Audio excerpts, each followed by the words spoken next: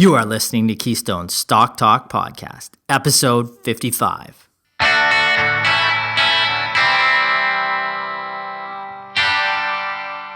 If this is your first time listening, then thanks for stopping by.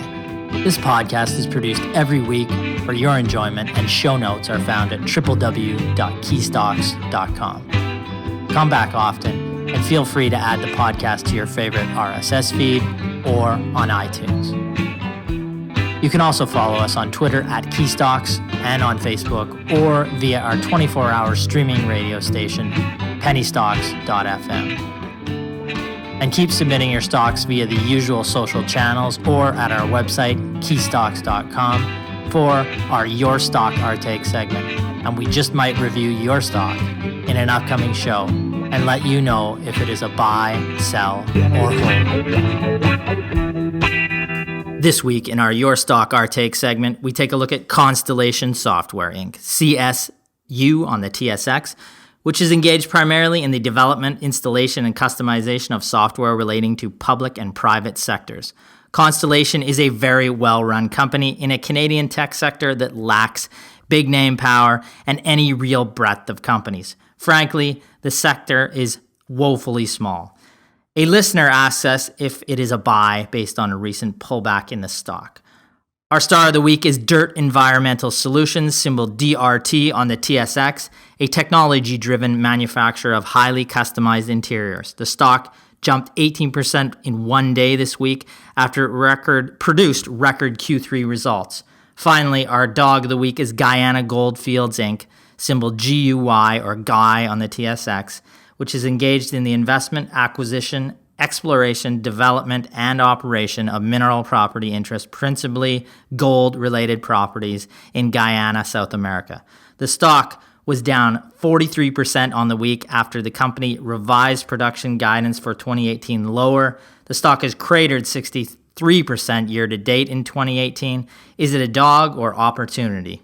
I am flying solo this week as Aaron Dunn is putting the final touches on a new U.S. recommendation for our clients and a new Canadian growth stock recommendation for our clients as well. So look forward to those early next week. I'm going to get right into our Your Stock, Our Take. It's time we answer a question on your stock in a little segment we like to call Your Stock, Our Take. Buy, sell, or hold. That comes on Constellation Software. It is from William Battle, who sent this in from Cold Lake, Alberta. Thank you, William. He asks, Constellation Software has pulled back recently. I like the long-term track record of growth. What are your thoughts on the valuations at present? Thanks for the question again, William. Well, Constellation Software, symbol CSU on the TSX, currently priced at around $901. Its market cap is just over $19 billion. What does the company do? Well, this company is an under-the-radar tech acquisition or growth by acquisition story in Canada. It was founded in 1995, headquartered in Toronto, and it's engaged primarily in the development, installation, and customization of software related to public and private sectors. It also provides related professional services and support. The financials look relatively solid on the business. For a company its size, it is growing at an above average rate. We saw a bounce back to this growth rate in the third quarter this year. Revenues were up 19% to $759 million. Net income was up 21% to $65.7 million. And adjusted EBITDA was up 22% to $196 million from $161 million in the third quarter of last year. Our take on the stock. Constellation is a very well-run Canadian company. It is a tech sector in this tech sector in Canada that lacks big name power and any real breadth of companies. Frankly, it is woefully small, and we'd like to see more entrants. Its CEO, Mark Leonard, continues to basically work his butt off and deliver growth. Not organic growth, but growth via acquisition, which is it's a very hard thing to do. Trust me, we look at a number of companies on a yearly basis that try to do this and fail miserably. Each day we see him waking up and looking for good software companies to buy at reasonable prices. He has refused to pay a nickel more than he absolutely has to, essentially. These companies are then added to Constellation's ever-growing portfolio, where other cost efficiencies are squeezed out of them, maximizing profits. Today, Constellation boasts just over $19 billion in market cap, and over its past 12 months or 4 quarters, it has revenues roughly in the range of $3 billion. Now, when Constellation reports its earnings, management asks that we focus on adjusted earnings, which removes non-cash items, the largest being, for this company, the amortization of intangible assets. As analysts, we can agree with this type of approach for a growth by acquisition related business such as Constellation. Now, Constellation continues to trade or currently trades at 33 times adjusted earnings estimates for 2018 and 28 times its 2019 estimates, with a 19% growth rate expected in 2019 in terms of adjusted earnings. We see this as fair value to slightly overvalued near term. So over the next 6 to 8 months, we do not see outperformance from the stock. But if we look 2 to 5 years forward, we would bet on this management team outperforming and see it as an option in a barren Canadian tech landscape. Let's move to our star of the week. From our Stars and Dogs segment, it's time for this week's Star. Our star of the week is DIRTT Environmental Solutions Limited, symbol DRT on the TSX. It is well known to our clients as it has been on our focus buy list for the past couple years.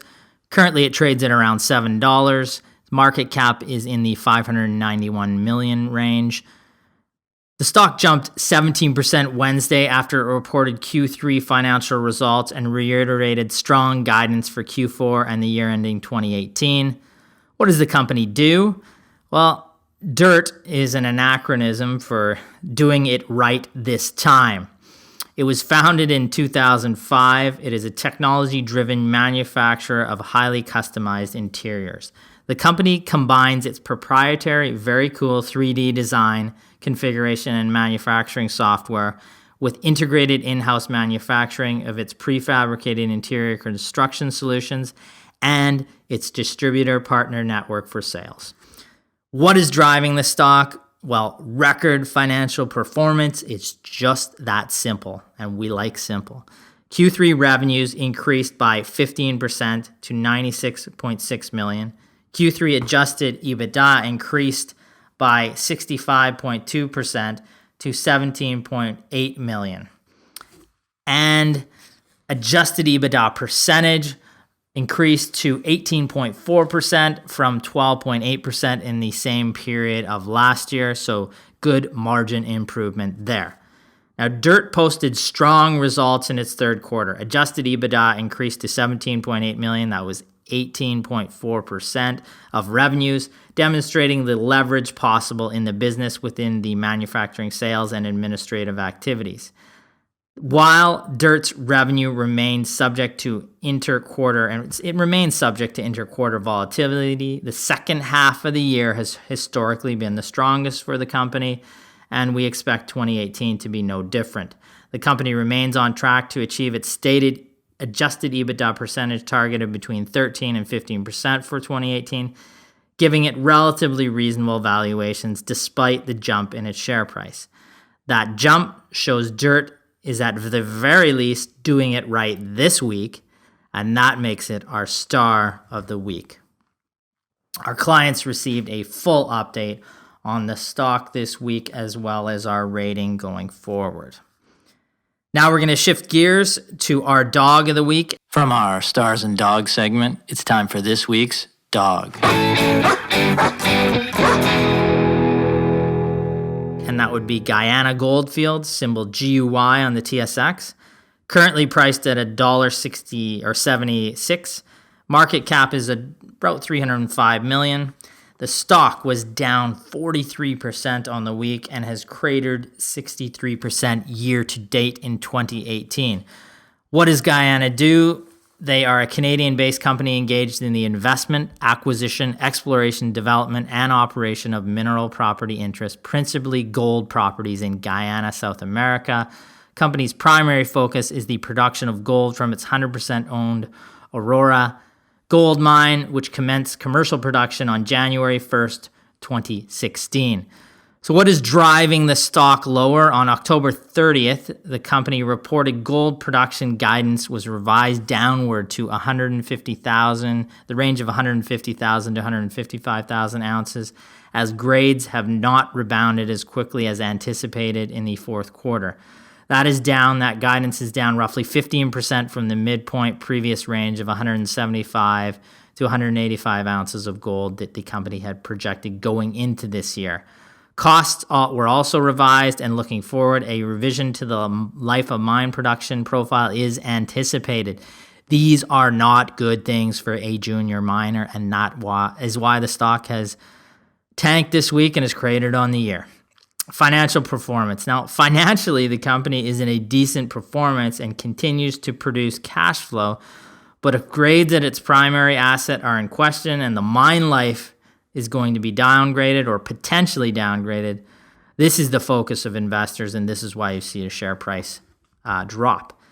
Now, the company had continued positive cash flow performance in the last quarter, Q3, and has produced $19.5 million from cash from operations over the course of this year. Its cash flow in that quarter represented the 11th consecutive quarter of positive cash flow.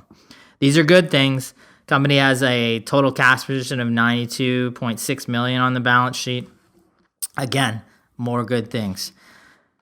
The problem here is junior mining is a difficult business at the best of times, and this is a company, again, that has cash in the bank and has been profitable this year, growing earnings up until it stubbed its toe in Q3, and then the market absolutely punished the stock. So I'm going to get on a little soapbox for a second in terms of junior and exploration companies. Look, if you want to put some of your hard-earned capital into a mining and exploration company and gamble on these type of stories, go ahead. Just know it is very high-risk capital.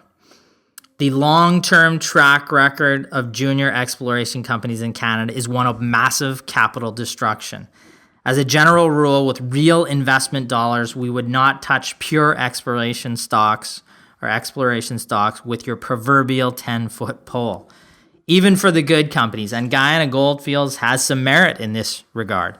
The mining industry is fraught with landmines, be it lower grades, declines in commodity being mined, declining production, lack of skilled labor, geopolitical issues, environmental issues. It's hugely capital intensive and has many more risks to be named here that can be named here. It makes it unsuitable for smart investment dollars. That is my small soapbox for today. Pay attention to it, and the next time your broker comes to you asking for you to pay up for shares in XYZ Mining, politely decline, or rudely decline if that's your style. I don't really care. The point is just decline. There are so many other good, productive businesses that you can use your capital and at the very least have the potential to make your capital work for you. But the sharp declines in Guyana this week make it our dog of the week. I'm going to thank everybody for tuning in this week. Keep your questions coming in to our Your Stock, Our Take segment. Again, we're getting more and more of those every week. We can't get to every question, but the more interesting they are on the better companies, we can definitely get to those. So send those questions in every week. Again, I'd like to thank you for listening and wish you profitable investing.